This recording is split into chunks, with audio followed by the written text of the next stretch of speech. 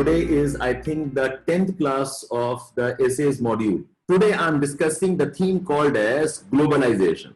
So all of you be attentive, keep writing as I discuss the points. I'm discussing the theme called globalization. If you look at the last 5 or 6 years topics, every year you have at least 1 or 2 topics from economy. A common theme that they have asked across economy is poverty, inequalities, capitalism. They've asked about inclusive growth. There's something around economy and globalization every year. And I think this will only become more obvious in the coming years also. So poverty discussions we have done. And today I want to give you some insights on globalization. So I believe more or less, we understand globalization is an economic and a trade-driven process. The initial part is something all of you know, but I'll just summarize it. What is globalization? Globalization is an economic, it is a trade-driven process. It is a trade-driven process, globalization. And the whole idea of globalization basically means all countries, all economies participate. Very crudely speaking, the best globalization when all are participating, and very importantly, all also benefit. Although all benefit, this is more of an assumption, and that is where a lot of our problems come from. In reality, all do not benefit. But that's one of the objectives that we have. Remember one thing, that globalization is not new. To look at globalization, it is not actually new. It's a very old thing. And we can trace 3 phases of globalization.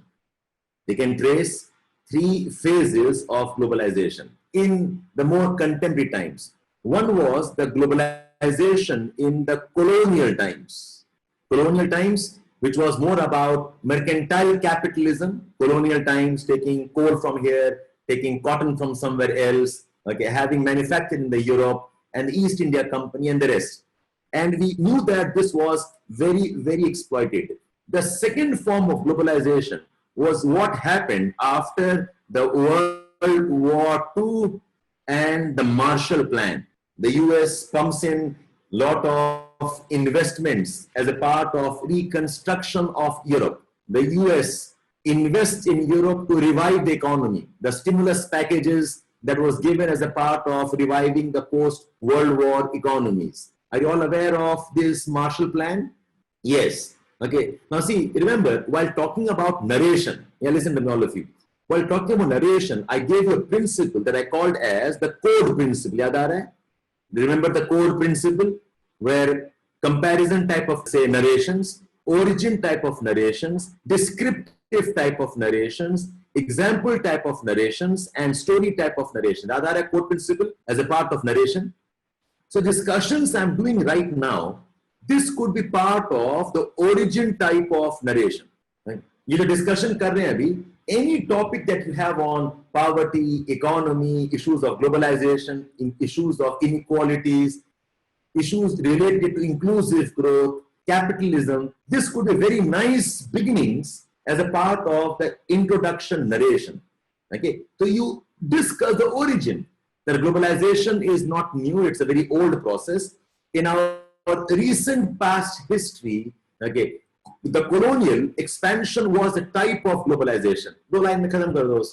The next type of globalization we had was World War II ke baad mein, the Marshall Plan globalization, based globalization, where we talked about, the revival of industries, we talked about the decolonization process.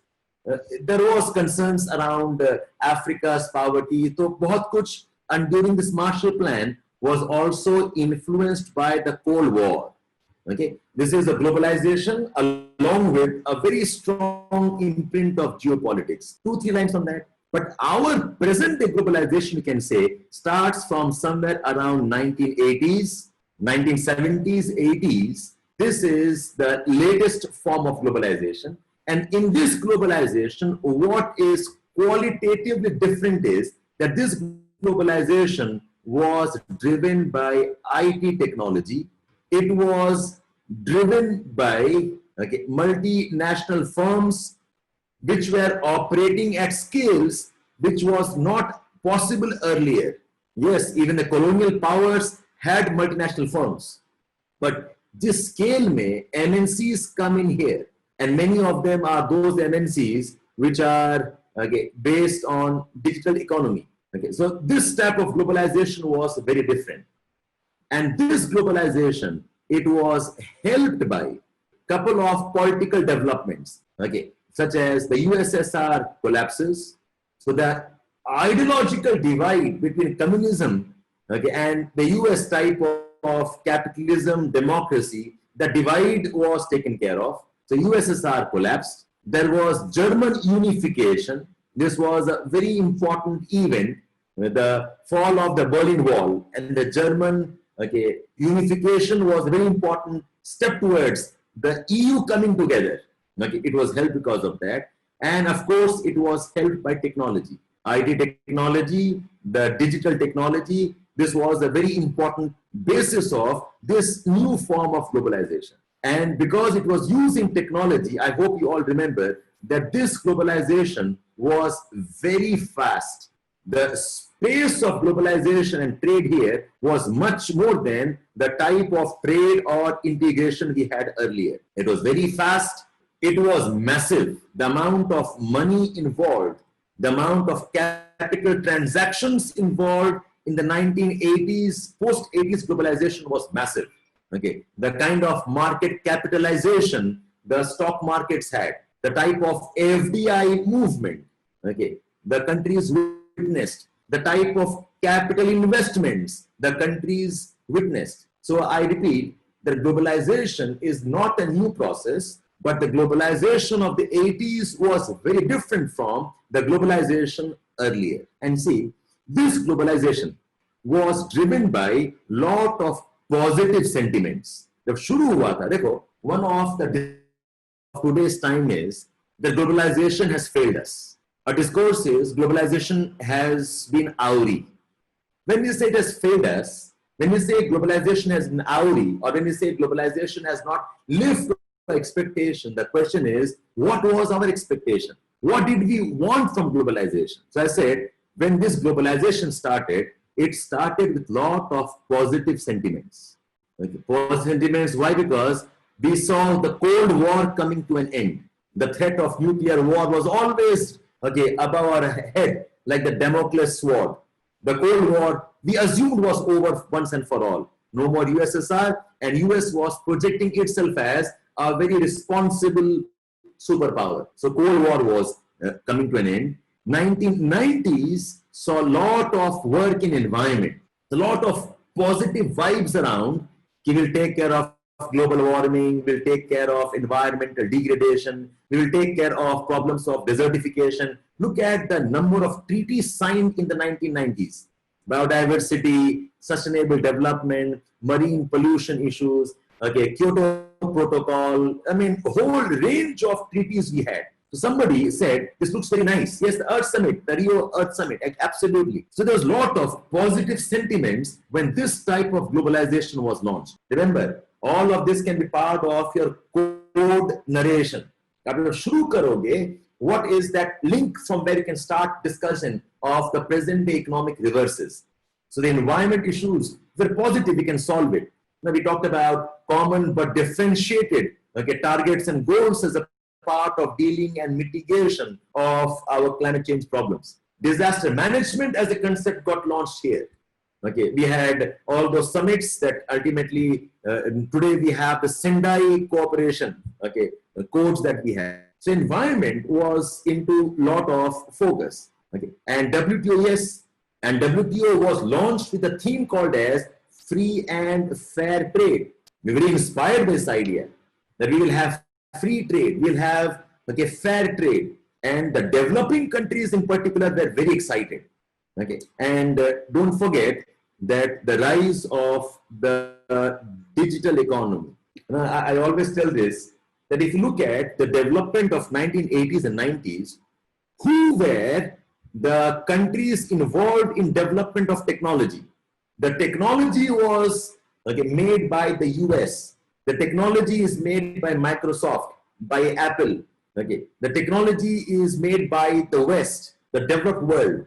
But who are the people who were using technologies, coding? India says, oh, we can develop software. Okay, so this was a kind of, a real possibility of North-South cooperation.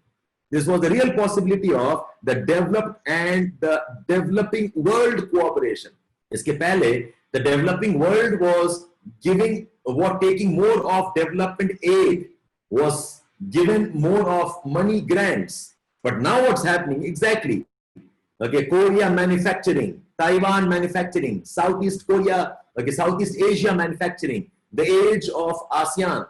Okay, so this was, I said, all a part of positive sentiments. We saw the possibility of increased global participation. Okay, we saw the possibility of increased global participation. And now you tell me, did global participation happen or not? Yes or no? Yes, it did. Okay, 5 examples. The rise of China. Like 1978 reforms ke baad mein, the rise of China. The rise of India, an example of, yes, we did benefit. ASEAN, okay, don't forget ASEAN did come up because of all this. The whole idea called emerging economies, okay, Latin America, Brazil, the rise of the BRICS. We would not have BRICS as an important negotiation. The rise of G20. So, and I always say this, that before you dismiss globalization, let us give globalization the due credit it deserves. The due credit deserves, yes, there was an element of global participation. G20, yes, the rise of G20 countries was a very important step. You please link with the discussions we had on the poverty also.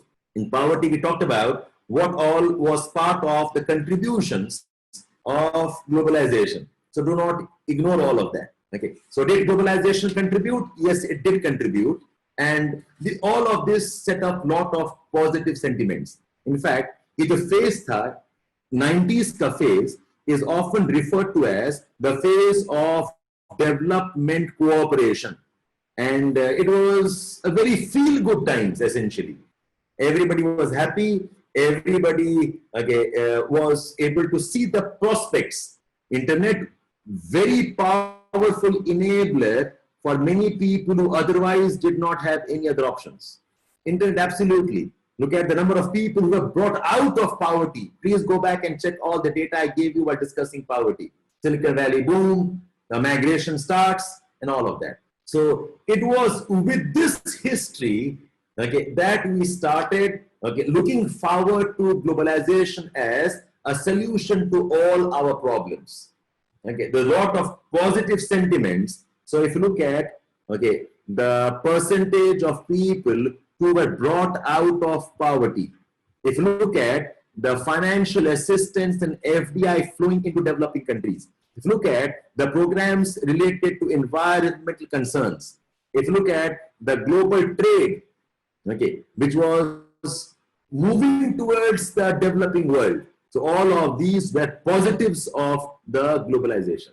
Okay? So a quick short summary, how the globalization of today is different from the globalization that happened earlier, and a discussion on why we were so optimistic about the globalization. But then, things started to fall apart. Okay? And then the question would be whether it was globalization to blame or the policies that we were talking about and moving towards. Okay, so then what happened was series of reverses started, and the reverses included the economic fallout of an unmanaged globalization. So what were the negative fallouts? The negative fallouts may, one important first collapse was, if you know about the Y2K problem, the Y2K problem followed by the first dot-com burst. We probably are going through a next phase of dot-com burst where the startups are collapsing. The Y2K and the first, yes, the Enron scandal, absolutely excellent. Quite a bit of events. The Enron was, kind of a poster boy for capitalism in many ways. The Enron collapsed. One of the largest economies, Enron collapsed. and over time, General Motors goes bankrupt. A lot of things happen. Okay, .com. .com is the economy around digital world collapse started. Yes, lot of the financial crisis, Harshad Mehta scam was an important one. Okay. You know, the Y2K problem and couple of financial frauds. The second big collapse, I think, was the 2007-2008 subprime crisis. Do you know subprime crisis, all of you? Some call it as global recession. Some call it as economic disruption. Yes, the financial crisis, the global financial crisis. This was an important event, and this, along with the collapse of Lehman Brothers, massive frauds committed. Massive frauds. Lehman Brothers go bust. Bubble of housing prices, and you know whatever happened thereafter. This was the second one. The third one, the series of conflicts that started off. In fact, 1990s, if I look back in history, 1990s will be remembered not just for globalization, but also for the conflicts, the late 20th century conflicts, the Afghan war, the Iran-Iraq war, the wars related to secession from USSR. The conflicts were massive. US gets into a full-time war and there's no end to this war. Conflicts, we were expecting globalization to help us develop a global world, a global village. We were expecting globalization to bring us together. Globalization and the phase of development cooperation. But what we had was conflicts, absolutely. Terrorism and the Twin Tower, the 9/11. This goes down in our recent memory as one of the worst crises we could have thought about, the conflicts. So this probably has dampened our spirits. Then what happened was, another series of events में आपका हो जाएगा, almost seemingly irreversible climate change. Despite all the effort of the last 30 years, 1990s से शुरू करो आप problem, या 80s शुरू करो. Today we have come to a stage where we see that climate change is really not something which seems to be on the top of our agenda. So these were the disappointments. These were those events that disappointed us. Climate change is almost like a runaway climate change. Runaway climate change.